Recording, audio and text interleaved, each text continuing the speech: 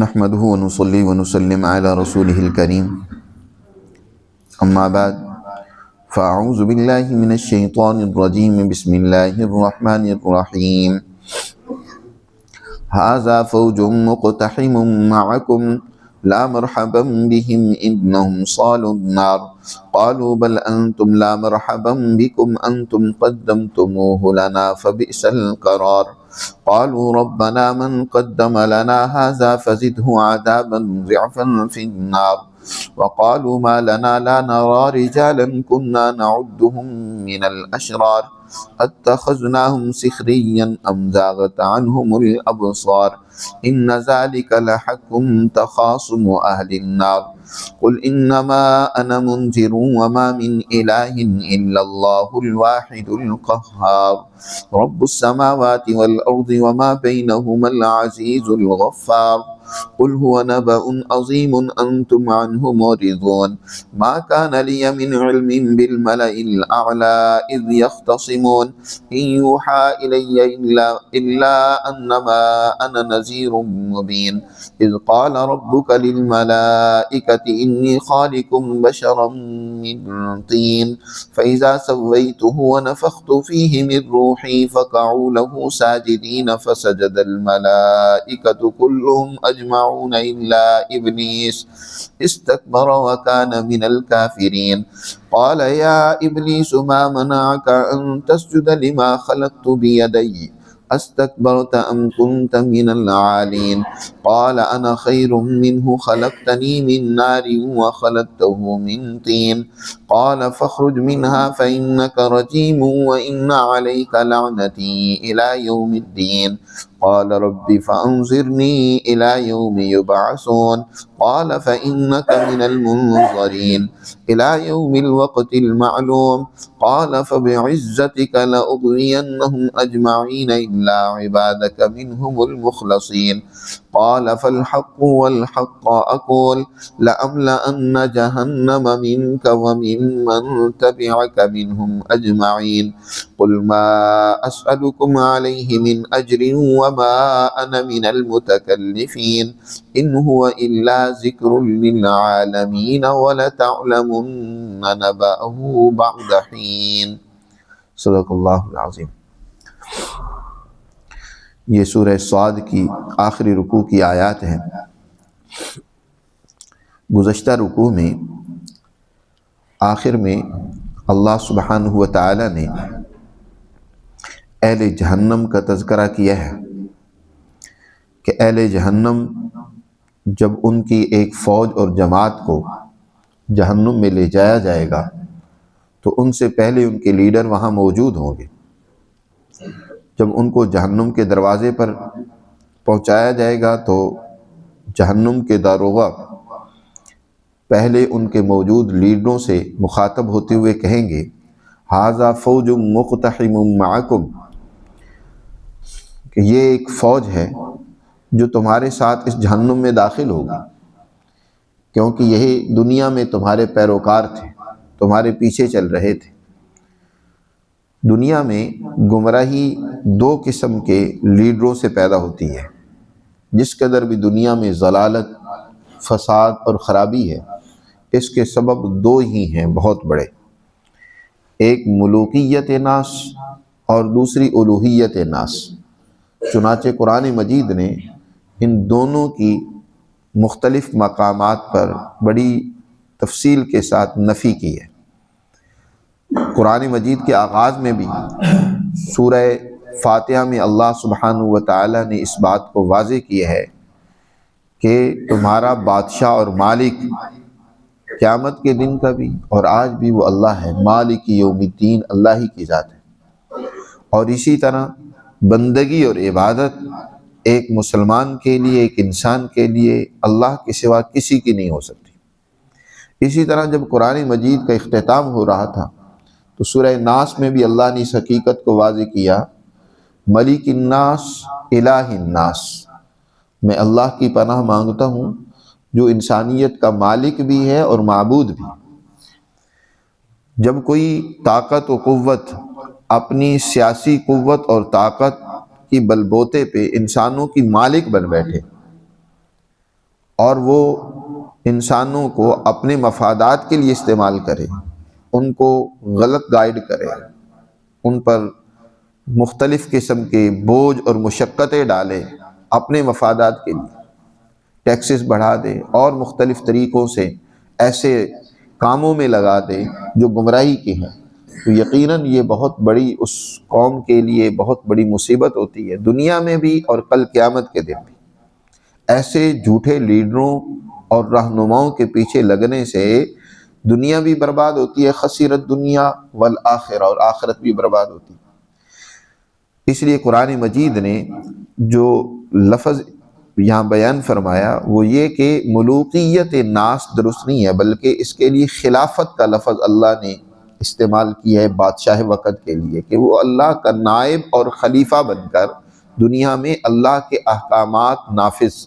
کرنے کا ذمہ دار ہے، وہ مالک نہیں ہے۔ مالک تو اللہ ہی کی ذات ہے، اللہ کے سوا کوئی انسانیت کا مالک نہیں ہے کہ اپنے آپ کو مالک انسان سمجھنے لگ پڑے، خدا بنا بیٹھے۔ اسی طرح دوسری گمراہی ہمیشہ مذہبی حوالے سے آتی ہے۔ انسان کے اندر قدرت نے فطرتی طور پر اپنے مالک کی محبت رکھی ہے، یعنی گویا مذہبی جذبات موجود ہیں، تو بہت سارے ایسے لوگوں کے اس مذہبی جذبات کو، فطرتی محبت کو اپنے مفادات کے لیے استعمال کرتے ہیں، اور اس کے نتیجے میں گمراہی دنیا میں پھیلتی ہے۔ جی، تو ایسے جھوٹے لیڈر جنہوں نے انسانیت کو غلط گائیڈ کیا اور انہوں نے ان کے پیچھے لگ کر اپنی دنیا بھی برباد کی اور آخرت بھی برباد کی، کل قیامت کے دن جب وہ جھوٹے لیڈر چاہے سیاسی ہوں چاہے مذہبی ہوں، وہ پہلے سے جہنم میں موجود ہوں گے۔ ان کے پیروکار جب وہاں پہنچیں گے جہنم کے دروازے پر، تو جہنم کا دروغہ ان لیڈروں کو کہے گا کہ ھذا فوج مقتحم معکم، یہ ایک اور فوج بھی تمہارے ساتھ اس جہنم میں داخل کی جائے گی۔ وہ لیڈر اپنے ان پیروکاروں کو دیکھ کر کہیں گے لا مرحبا بہم، انہیں بد دعا دیں گے کہ ان کے لیے یہاں نہ کوئی مبارک نہ ہو، ان کا آنا یہاں خوشی کی بات نہ ہو، انہوں نے تو دنیا میں بڑی خرابیاں کی ہیں، انہم صالوا النار، تو وہ جہنم کا دروغہ کہے گا نہیں، انہوں نے تو جہنم میں تمہارے ساتھ داخل ہونا ہی ہے، انہم صالوا النار۔ اور وہ جو اس وقت ورکر ان کے پیچھے لگ کر جنہوں نے اپنی عاقبت اور آخرت کو برباد کیا، وہ اپنے ان لیڈروں کے اس بد دعا کو سن کر کہیں گے قالوا بل انتم لا مرحبا بکم، بلکہ تم ہی مبارک نہ ہو، تمہاری لیے نحوست ہو، تمہارے لیے ہی بربادی ہو، انتم قدمتموہ لنا، یہ جو آج ہمارے سامنے جہنم آ رہی، عذاب آ رہا ہے، مصیبتیں اور تکلیفیں آ رہی ہیں، یہ تم ہی تو ہمارے آگے لے کر آئے ہو، انتم قدمتموہ لنا، تم نے ہی اس کو ہمارے سامنے پیش کیا ہے، یعنی تمہاری کرتوتوں کی وجہ سے ہم ان چیزوں میں مبتلا ہو گئے جو جہنم کا سبب بنی، فبئس القرار، اور یہ جہنم بہت بری جگہ ہے۔ قالوا ربنا من قدم لنا، یہ پیروکار وہاں اللہ سے دعا کرتے ہوئے کہیں گے اے ہمارے پروردگار، جس نے ہمارے آگے ان چیزوں کو بھیجا ہے، من قدم لنا ھذا فزدہ عذابا ضعفا فی النار، اسے ڈبل سزا دیں۔ یا اللہ، وہ خود بھی گمراہ تھے، ہمیں بھی گمراہ کیا، ہم بھی ایسے جھوٹے لیڈروں کے پیچھے دوڑتے رہے۔ اس لیے یاد رکھو کل کا پچھتاوا کسی کام نہیں آئے گا، وہاں ایک دوسرے کو لان تان کریں گے، لیکن ایسے جھوٹے لیڈروں، مفاد پرست حکمران ہوں چاہے وہ مذہبی سکالر ہوں، ان سے برات کا اعلان آج ہی کریں۔ وَنَخْلَوْ وَنَتْرُكُ مَنْ يَفْجُرُكُ، ہر فاسق فاجر ظالم سے ہم برات کا اعلان کرتے ہیں۔ ہم نماز میں تو یہ کہتے ہیں، لیکن ہم چلتے انہی کے پیچھے۔ کبھی ہم نے اپنے مذہبی سکالر سے بھی کبھی سوال نہیں کیا کہ جو وہ کہہ رہا ہے، جو کر رہا ہے، اس کے پیچھے کیا دلائل ہے، کیا حقائق ہے، کبھی سوال نہیں کیا، اندھی عقیدت میں مبتلا ہو جاتے۔ اور یہی حال ان جھوٹے سیاسی لیڈروں کا ہوتا ہے، ہم ان کے پیچھے اندھے وقت دوڑے جا رہے ہیں، ان کی خرابیوں کی بھی ہم تعویلیں خود ہی کر رہے ہوتے ہیں، ہم خود بڑی ان کی بہترین تعویلیں سوچ کر کہ جی نہیں، انہوں نے تو یہ دودھ کی نہریں بہا دی، انہوں نے تو یہ کر دیا، فلاں کر دیا، حالانکہ وہ سب جھوٹے، مفاد پرست، مکار، دھوکہ دینے والے ہوتے ہیں۔ اور ان کے پیچھے اپنی تمام صلاحیتیں اور توانائیاں ضائع کرتے رہتے ہیں، تو کل قیامت کے دن پچھتاوا ہوگا، پھر دعائیں کریں گے اللہ ان کو ڈبل سزا دے۔ وَقَالُوا مَا لَنَا لَا نَرَى رِجَالًا كُنَّا نَعُدُّهُمْ مِنَ الْأَشْرَارِ، پھر آپس میں لان تان کرنے کے بعد کہیں گے کوئی فائدہ نہیں ہے، لیکن ہم دنیا میں جن کو برا سمجھتے تھے، جن کا ہم تمسخر اڑایا کرتے تھے، جو یہ باتیں ہمیں کہتے تھے، ہمیں جھوٹا کہتے تھے، ہم سے برات کا اعلان کرتے تھے، اور ہم ان کا، کیونکہ طاقت و قوت ہمارے پاس تھی تو اس لیے ہم ان کو برا سمجھتے تھے اور ان کا مذاق اڑایا کرتے تھے۔ اتخذناہم سخریا ام زاغت عنہم الابصار، وہ ہمیں نظر آج نہیں آ رہے کہ آج ہماری آنکھیں چونک گئی، ہماری نظر میں وہ آ نہیں رہے، وہ کہاں ہیں؟ وہ تو وہاں ہوں گے ہی نہیں، وہاں تو یہ تمہارے جیسے ہی لوگ ہوں گے، وہ تو ایک دوسرے مقام پر عالی شان نعمتوں میں، جنتوں میں ہوں گے۔ قرآن کہتا ہے کہ یہ پیروکاروں کا اور لیڈروں کا جھگڑا یقینی اور حقیقی بات ہے، یہ ہوگا۔ ان ذالک لحق تخاصم اہل النار، جہنمیوں کی یہ گفتگو ہوگی، یہ بات چیت ہوگی ان کی، آپس میں ایک دوسرے کو لان تان کریں گے، پھر ان لوگوں کے بارے میں پوچھیں گے جنہوں نے دنیا میں حق کو قبول کیا اور ایسے لوگوں کی پرواہ نہیں کی، ان کے مذاق اور تمسخر کی پرواہ نہیں کی۔ آخری رکوع شروع ہو رہا ہے اور اس میں اللہ سبحانہ و تعالی نے نبی کریم صلی اللہ علیہ وسلم سے فرمایا، اس سورہ مبارکہ میں، کیونکہ اللہ تعالیٰ نے ارشاد فرمایا کہ ہم نے ہر قوم کی طرف نذیر بھیجے ہیں، ظالموں، مفاد پرستوں، جھوٹے لٹیروں، لیڈروں کو تنبیہ کرنے والے انبیاء ہر دور میں آئے ہیں۔ اس حوالے سے حضرت داؤد علیہ السلام کا تذکرہ گزرا، سلیمان علیہ السلام کا، اور اسی طرح دیگر انبیاء علیہ السلام کے واقعات مذکور ہوئے ہیں۔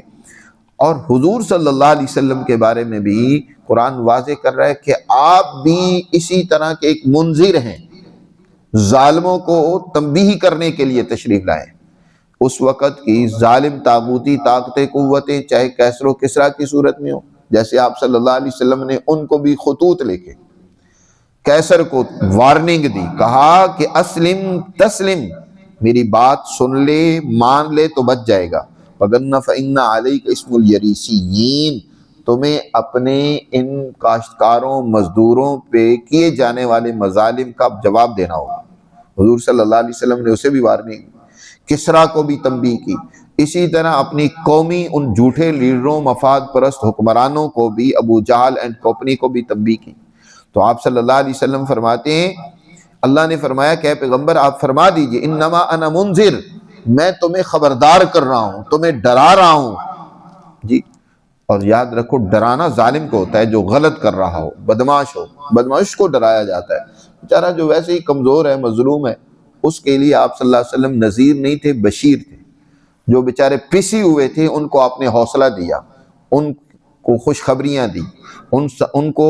سچے نظریے سے وابستہ ہو کر مستقبل میں کامیابی کے حوالے سے آپ نے پر امید کیا کہ یہ وقت دور نہیں ہے جب یہ ظالم اب شکست کھائیں گے۔ ڈرایا آپ نے ظالموں کو کہ میں ظالموں کو ڈرا رہا ہوں، خبردار کر رہا ہوں۔ اور یہ بات بھی یاد رکھو، خدا نہ بن جاؤ دنیا میں، وَمَا مِنْ إِلَٰهٍ إِلَّا اللَّهُ، اللہ کے سوا کوئی معبود نہیں ہے، خدا تو صرف ایک ہے۔ انسان خدا بن جاتا ہے طاقت اور قوت کے بل بوتے پہ، جی تمہارے پاس آج طاقت آ گئی اور تم سمجھتے ہو کہ ہم خدا ہیں، چاہے خدائی کا زبان سے دعویٰ نہ کرو، عمل اور کردار تمہارا خداؤں جیسا ہو، مظلوموں کو پیستے چلے جاؤ، تو یہ خدا نہ بنو، خدا صرف ایک ہی ہے۔ وَمَا مِنْ إِلَٰهٍ إِلَّا اللَّهُ الْوَاحِدُ، اللہ الواحد صرف ایک ہی ہے۔ القہار، یاد رکھو بڑا زبردست بھی ہے، وہ ظالموں کو سخت سزا دیتا ہے۔ وہ کون ہے؟ اللہ الواحد القہار، وہی ہے جو آسمان و زمین، وما بینہما، جو کچھ ان کے درمیان ہے، ان سب کا رب ہے، ساری کائنات کا مالک اور پروردگار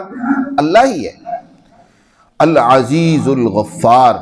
جو بڑا زبردست بھی ہے ظالموں کے لیے، جھوٹوں اور مکاروں کے لیے، الغفار بھی ہے کمزوروں اور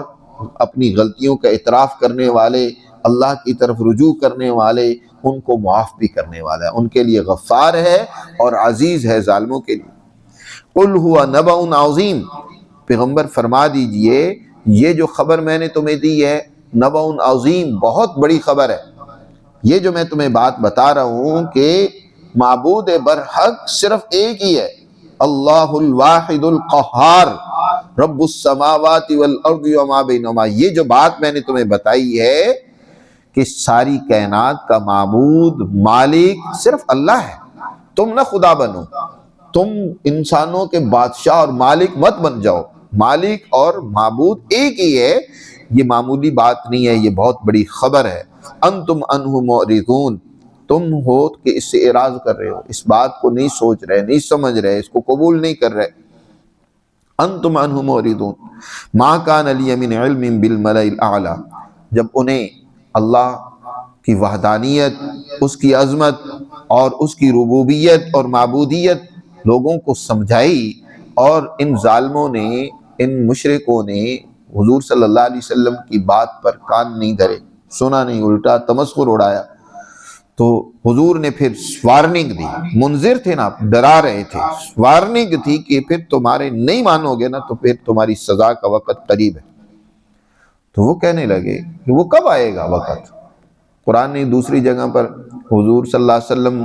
سے کہنے لگے کہ اچھا وہ عذاب ہمارے اوپر آنا ہے تو ہم اللہ سے دعا کرتے ہیں اجل لنا قطنا قبل یوم الحساب، اس دنیا ہی میں ہمیں وہ عذاب کا حصہ مل جائے، ہم پر وہ عذاب کیوں نہیں آ جاتا؟ اللہ کا عذاب مانگتے ہیں۔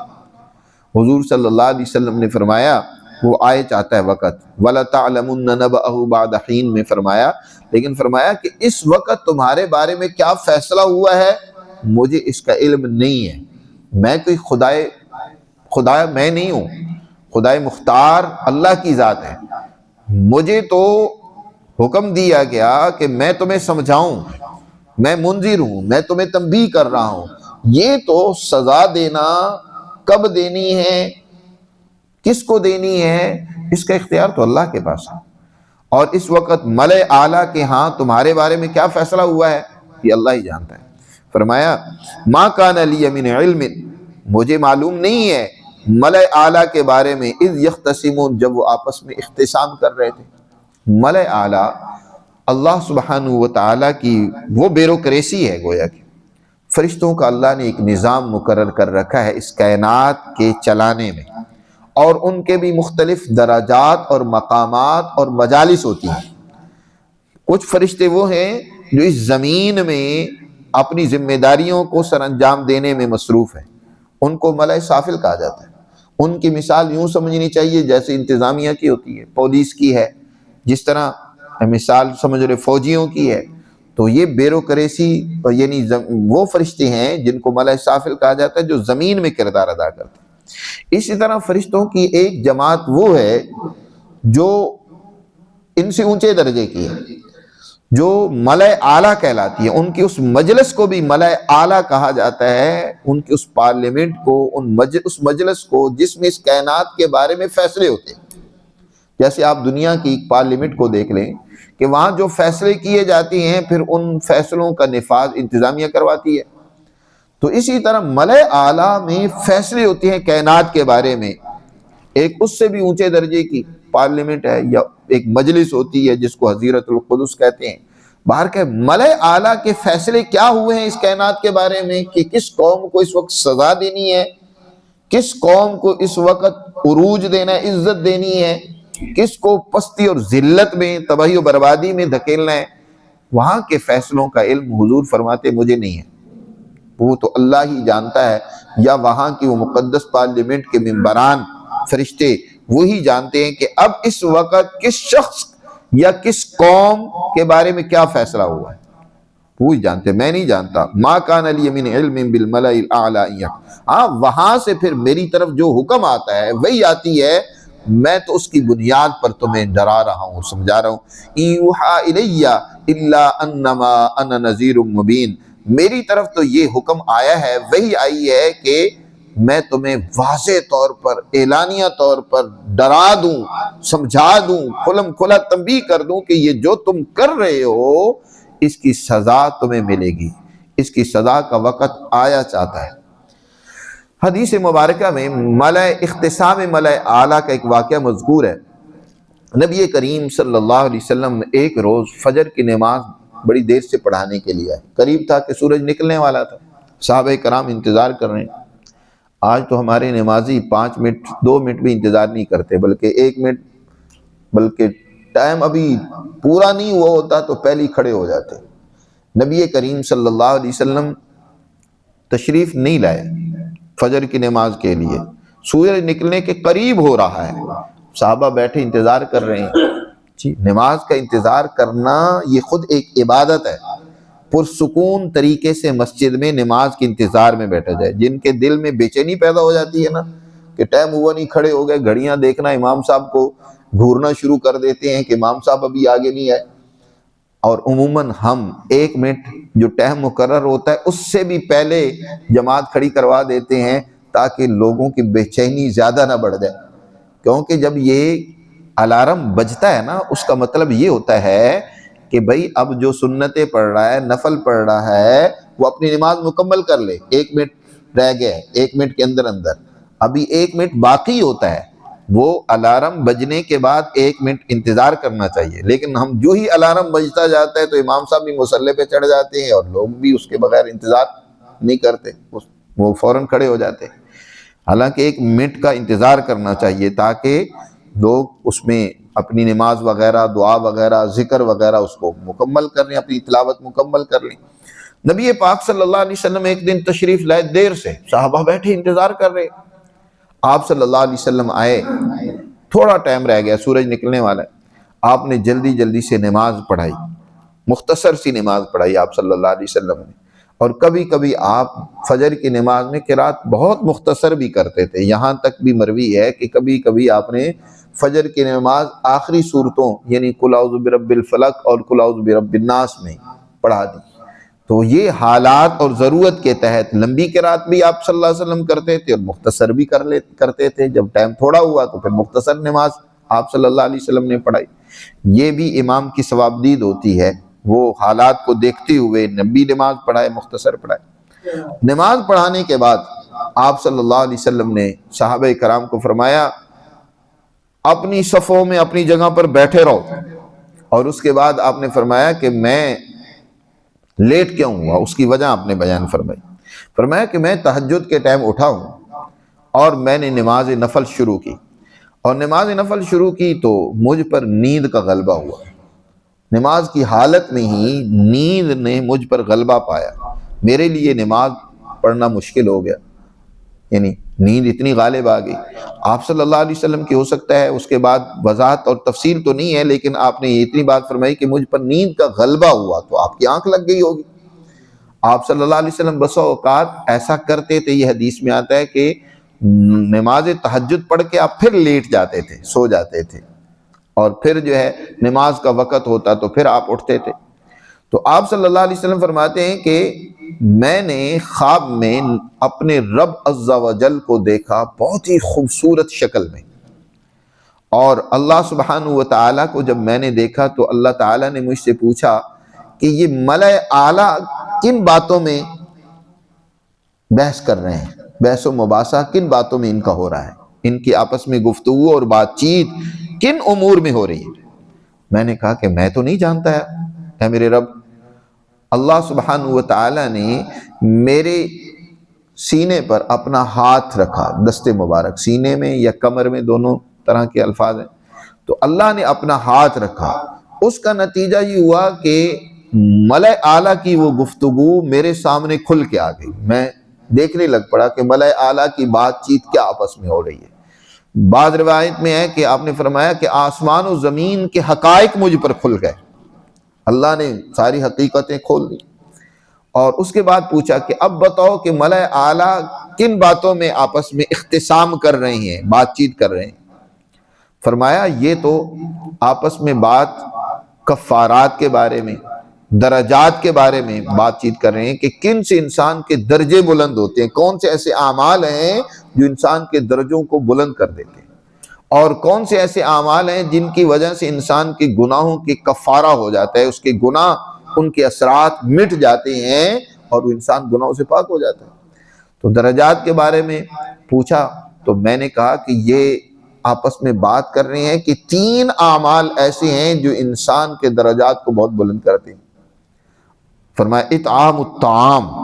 لوگوں کو کھانا کھلانا، لوگوں کی بھوک مٹانا، ایسا معاشی سسٹم اور نظام قائم کرنا جس سے غریبوں کی غربت ختم ہو، یہ اللہ کے ہاں بڑا پسندیدہ عمل ہے، اس سے درجات بلند ہوتے ہیں۔ ایک ہے انفرادی طور پر کسی کو کھلانا، انفرادی طور پر بھی کھلایا جائے، بڑی اس کی فضیلت ہے، آپ اپنے پڑوسیوں کو، ضرورت مندوں کو دیکھ کر کھلائیں۔ اور ایک یہ کہ آپ نظام ایسا بنائیں کہ آپ کے معاشرے میں کوئی بھوکا رہے ہی نہیں، ضرورت مند رہے ہی نہیں جی۔ اور جیسے مسلمانوں نے اپنے دور حکمرانی اور عروج میں ایسا نظام بنایا کہ لینے والے کوئی نہیں ملتے تھے، دینے والا ملتا تھا۔ حضرت عمر بن عبدالعزیز رحمۃ اللہ علیہ نے اپنا ایک عامل زکوٰۃ وصول کرنے والا وہ بھیجا افریقہ میں، جاؤ وہاں کی زکوٰۃ لے کر وہاں کے غریبوں پر خرچ کرو۔ وہ عامل گیا وہاں، اس نے زکوٰۃ لی، اس کے بعد اس نے وہاں لوگ ڈھونڈنے شروع کر دیے جو زکوٰۃ کے مستحق ہوں، ضرورت مند ہوں، ان کے اوپر خرچ کیا جائے۔ کہتے ہیں کئی دن تک بسیار تلاش کے باوجود کوئی بندہ لینے والا نہیں ملا۔ آخر انہوں نے وہاں اسی رقم سے کچھ غلام خریدے اور ان کو آزاد کر دیا۔ تو اس دور میں دینے والے تھے مسلمانوں کے دور حکمرانی میں۔ تو مسلمانوں کی ذمہ داری یہ ہے کہ وہ ایسا نظام اور سسٹم بنائیں جس کے نتیجے میں معاشرے سے غربت کا خاتمہ ہو۔ آج افسوس یہ ہے کہ غربت دن بدن بڑھتی چلی جا رہی ہے۔ ہماری حکومتوں کو بھی عقل نہیں ہوتی، وہ بیچارے لوگوں کا روزگار تو تباہ و برباد کر دیتے ہیں تجاوزات کے نام پر، لیکن ان کے کاروبار، ان کی ضروریات، ان کے معاش کے لیے کوئی اگلا انتظام نہیں کرتے۔ ان کے لیے انتظام کریں باقاعدہ، تاکہ ان کے گھر کے مسائل حل ہوں، ان کے چولہے ٹھنڈے نہ پڑیں، ان کے بچے بیچارے روئیں اور بلکیں نہیں۔ اس انسان کا کیا حال ہوتا ہے کہ جس کا چولہا جل رہا ہو اور آپ بند کر دیں، وہ تو بیچارہ خون کے آنسو روئے گا، وہ تو اللہ پر بھی شکایت کرے گا، اس پر بھی ایمان نہیں رکھے گا کہ یا اللہ میں ہی رہ گیا تھا اس کے لیے۔ حالانکہ اللہ نے یہ نہیں کیا، اللہ نے تمہاری ذمہ داری لگائی تھی کہ تم انصاف کرو، تم ہر ایک کو اس کا حق پہنچاؤ، یہ اللہ تو حکم دے رہا ہے۔ اور یہی بات حضور نے اس خواب میں بھی دیکھی کہ اطعام الطعام، لوگوں کی بھوک مٹانا، اور دوسری بات آپ نے فرمائی افشاء السلام، سلامتی اور امن کو پھیلانا، معاشرے کے اندر امن کو قائم کرنا، سلامتی کو قائم۔ اچھا، بعض لوگوں نے سلام سے مراد صرف السلام علیکم لے لیا، یہ بھی ٹھیک ہے، ظاہر ہے، لیکن السلام علیکم کے پیچھے جو اصل مقصد ہے، روح ہے، وہ نہیں ہے۔ ہمارے ہاں ہر عمل کی ایک رسم رہ گئی ہے، جو اس کے پیچھے اصل روح اور مقاصد ہیں وہ رخصت ہو گئے۔ السلام علیکم کا تو مطلب یہ ہے کہ تمہارے لیے سلامتی ہو، امن ہو۔ میں دل سے چاہتا ہوں۔ دعا کیا ہوتی ہے؟ دعا زبان سے الفاظ کی جگالی کا نام نہیں ہوتا۔ زبان کے الفاظ تو اس دل کی ترجمانی کرتے ہیں جو انسان کے دل و دماغ میں موجود ہوتے ہیں۔ میں انسانیت کے لیے سلامتی چاہتا ہوں، امن چاہتا ہوں کہ ان کو امن ملے، اور اس کے لیے میں دعا بھی گو ہوں کہ السلام علیکم، کہ اللہ کی تم پر سلامتی ہو، رحمت ہو، برکت ہو تمہاری اوپر اللہ کی۔ آپ زبان سے تو سلام کہتے ہیں، لیکن دل میں منافقت بھری ہوتی ہے، لوگوں کے لیے تکلیف، پریشانیاں، ان کو کلفتیں پہنچانا، ان کا برا سوچنا، ان کی دشمنی اور عداوتیں بھری ہوتی ہیں۔ تو یہ سلام سے، زبان سے آپ سلام کون سا کر رہے ہیں جی؟ یہ تو آپ گویا جھوٹ بول رہے ہیں۔ اللہ میاں تو صرف الفاظ کو نہیں دیکھتے، وہ تو دلوں کو بھی دیکھتے ہیں کہ اس کے پیچھے کیا چیز کار فرما ہے۔ اور اس کا جو اگر وسیع تناظر میں مفہوم لیا جائے تو مطلب یہ ہے کہ جیسے معاشرے میں بھوک کا اور غربت کا خاتمہ کرنا، معاشی خوشحالی پیدا کرنا، یہ درجات کو بڑھاتا ہے، عروج کی طرف لے جاتا ہے، اسی طرح معاشرے میں امن قائم کرنا، معاشرہ پورا امن ہو، وہاں بد امنی نہ ہو، نفرتیں نہ ہو، وہاں محبتیں ہوں، یہ گویا کہ عروج کا سبب ہے، درجات کی ترقی کا سبب ہے۔ یہ انسانوں کو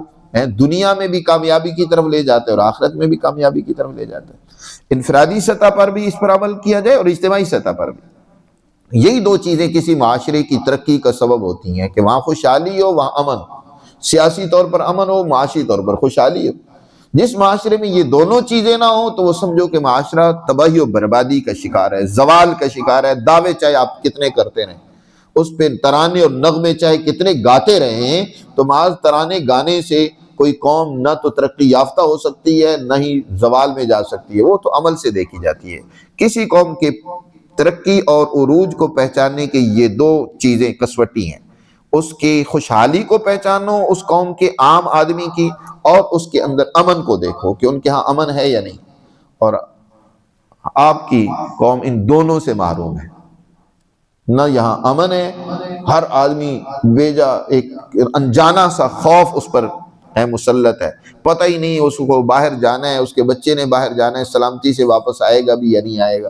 اور امن کے رکھوالوں کے پاس جائے تو ڈر سب سے زیادہ لگتا ہے کہ پتہ نہیں یہاں تھانے میں آ گیا ہوں، پتہ نہیں کیا بنے گا، کوئی میری عزت بھی بچے گی یا نہیں، کوئی پیسہ بھی بچے گا یا نہیں۔ اور اسی طرح عدالتوں میں چلے جاؤ تو سب سے زیادہ، اور معاشی طور پر جو حال ہے،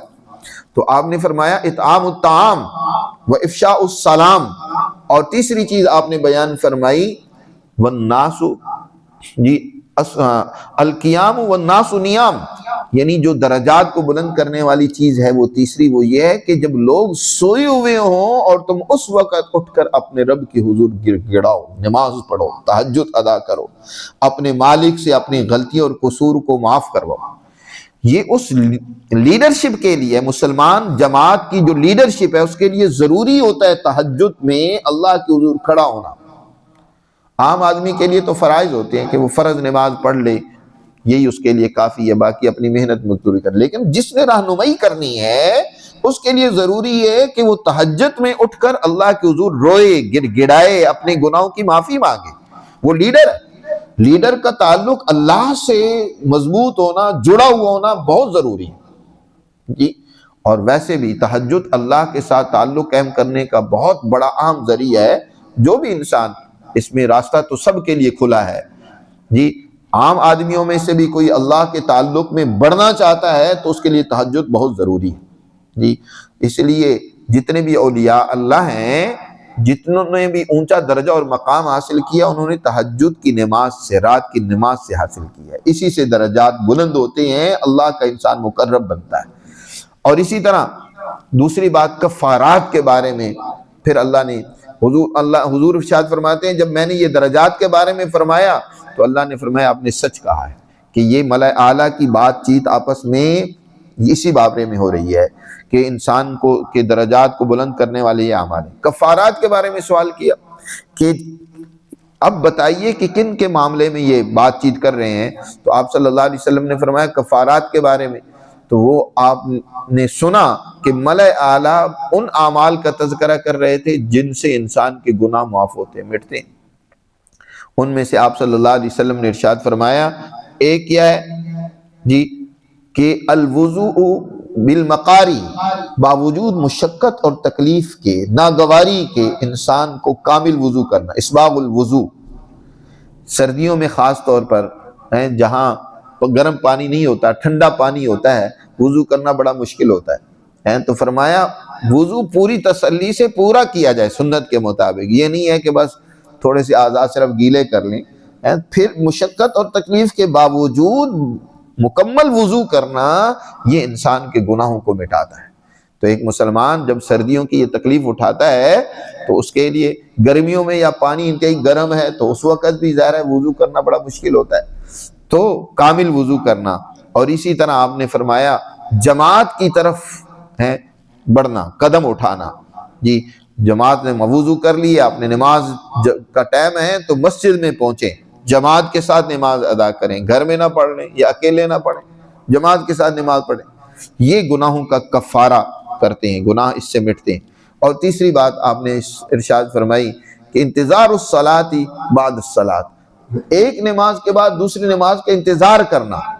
ایک نماز کے بعد دوسری نماز کا انتظار کرنا۔ مثلا ابھی آپ نے فجر کی نماز پڑھی ہے تو ظہر کی نماز کا آپ کو انتظار ہو کہ بھئی ظہر کی نماز وقت پر پڑھنی ہے، ایک تو یہ ہے۔ اور دوسرا یہ بھی ہے کہ مثلا ایک نماز آپ نے سنتیں پڑھ لی ہیں تو دوسرے فرض پڑھنے کے لیے انتظار کریں، بے چینی میں مبتلا نہ ہو جائیں۔ جیسے ہمارے ہاں ہوتا ہے سنتیں پڑھ کے بس ہم ہوتا ہے کہ جلدی سے بس فرض ہو اور میں یہاں سے نکلوں، نہیں، سکون سے اطمینان سے بیٹھ کر انتظار کریں۔ انتظار کرنا یہ انسان کے گناہوں کا کفارے کا سبب بنتا ہے۔ آپ صلی اللہ علیہ وسلم فرماتے ہیں کہ اللہ نے فرمایا کہ آپ نے سچ کہا۔ تو وہ اس حدیث میں اس کے بعد فرمایا کہ اے محمد مانگیے مجھ سے، کچھ سوال کیجئے۔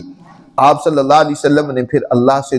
دعائیں مانگی، اور ان میں سے ایک دعا آپ صلی اللہ علیہ وسلم نے یہ مانگی کہ اے اللہ میں تجھ سے اللہم انی حب المساکین، مسکینوں کی محبت کا سوال کرتا ہوں کہ مسکینوں کی مجھے محبت عطا فرما، غریبوں سے محبت ہو، کمزور دل شکستہ لوگوں سے محبت ہو، ان کو حوصلہ دیا جائے، حب المساکین۔ اور اسی طرح آپ صلی اللہ علیہ وسلم نے گناہوں کی معافی کا سوال کیا اور اللہ کی محبت کا سوال کیا، اللہم انی احبک وَأُحِبُّ مَن يُحِبُّكَ وَحُبَّ كُلِّ عَمَلٍ يُقَرِّبُنِي إِلَىٰ حُبِّكَ۔ آپ صلی اللہ علیہ وسلم نے یہ دعا فرمایا کہ یہ تم بھی سیکھ لو، صحابہ کو فرمایا، اور یہ اللہ سے مانگا کرو کہ اللہ میں تیری محبت کا، ہر اس عمل کی محبت کا سوال کرتا ہوں جو تیرے قریب کر دے، اور ہر اس شخص کی محبت کا سوال کرتا ہوں جو تجھ سے محبت رکھتا ہے، اللہ اس کی بھی محبت مجھے عطا فرما۔ تو آپ صلی اللہ علیہ وسلم نے ملأ اعلیٰ کی اس اختصام اور گفتگو کو سنا، اسی کا قرآن نے یہاں ذکر کی ہے، ما کان لی من علم بالملأ الاعلی اذ یختصمون۔ ملأ اعلیٰ کی گفتگو آپس میں کیا ہوتی ہے، اختصام کیا ہوتا ہے، اس کو میں نہیں جانتا، اللہ ہی جانتا ہے۔ ہاں، وہاں سے پھر جو وحی میری طرف اترتی ہے، اس میں جو اہم پیغام اور حکم ہے وہ یہ کہ میں تمہیں کھلم کھلا ڈرا دوں کہ ظالم کو اس کے ظلم کی سزا ضرور ملنی ہے، دنیا میں ملے یا آخرت میں ملے۔ دنیا میں بھی ملتی ہے، آخرت میں، لیکن اگر دنیا میں بعض اوقات کچھ اسباب کی وجہ سے انسان دنیا میں اپنے ظلم کی سزا سے بچ گیا تو یہ مت سمجھے کہ اس کو سزا نہیں ملنی، اس کو سزا تو ملنی ہے، آگے ملے گی، قبر میں ملے گی، حشر میں ملے گی، جہنم میں ملے گی۔ سزا کے لیے اللہ نے 4 مقامات رکھے ہیں، پہلے درجے میں دنیا، پھر قبر، پھر حشر، پھر جہنم۔ بعض لوگوں کو تو 4 مقامات پر سزا ملتی ہے، اور بعض کو کچھ اسباب کی وجہ سے ایک جگہ بچ گئے تو دوسری جگہ میں لازمی، دوسری جگہ میں نہیں تو تیسری میں لازمی، سزا ضرور ملنی ہے۔ یہ سزا نہ ملنا اللہ کے عدل کے خلاف ہے، اللہ عادل ہے، اس کے عدل کا تقاضا یہ کہ جس نے ظلم کیا ہے تو اس مظلوم کا بدلہ تو اس سے لیا جائے گا۔ تو اس لیے یہاں اللہ سے اپنے گناہوں کی معافیاں مانگیں اور ظلم سے باز رہیں، ظالموں کا ساتھ دینے سے باز رہیں۔ اللہ ہمیں سمجھ نصیب فرمائے۔ آگے فرشتوں کا مزید تذکرہ ہے، اس پر انشاءاللہ آئندہ درس میں بات کریں گے۔